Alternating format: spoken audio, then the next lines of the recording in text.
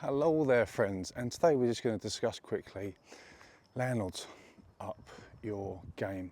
One of the biggest issues with tenants in regards to landlords is not getting things done quickly enough when they've got maintenance issues. Now these maintenance issues, they need to be done anyway, so why wait 6 months when you can get it done within the week? This will really help your keeping your tenants for a longer term because they're happy with the service you're providing, and you're less likely to kick off if you're putting the rent up, etc., because they're actually getting a very good service. Now me and my business partner, we pride ourselves on doing things as quickly as possible. Whenever we have any issues with plumbing, electrics, we get our guys round as quickly as we can to do it. And this always goes down very well with the tenants. They're always very grateful, typically, that especially if they've had bad landlords before that are not pulling their finger out, to be honest with you, and not getting things done quickly enough, and they stay longer. So why would you not do this? I hear from landlords, they've sort of taken months to fix a leaky tap. Why do that? Because you're only going to annoy your customer, and your customer is your tenant.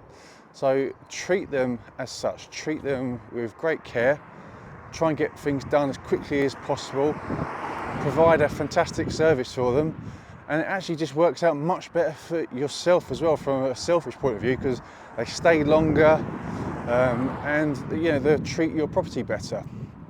Now on the flip side of this, tenants, if you've got a light bulb gone out, don't call your landlord to do that. Sort that out yourself. That is your own responsibility, and you're only going to annoy your landlord if you're calling up over very trivial things like that, which is also for you to do. It's not for the landlord to do. But if all the electrics have gone downstairs, landlords, step up your game. Pay the money.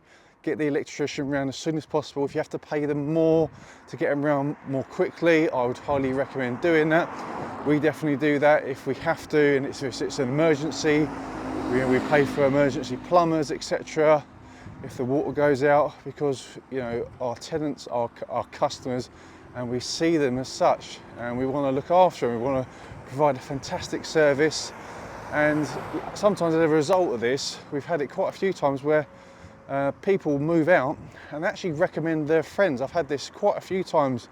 A property I own in Nottingham, I've had like 3 sets of friends have back to back own the property because they're very happy with the fact that things are getting done immediately, and they've actually got a nice and decent landlord. Because the same with anything, there are good and bad tenants, good and bad landlords.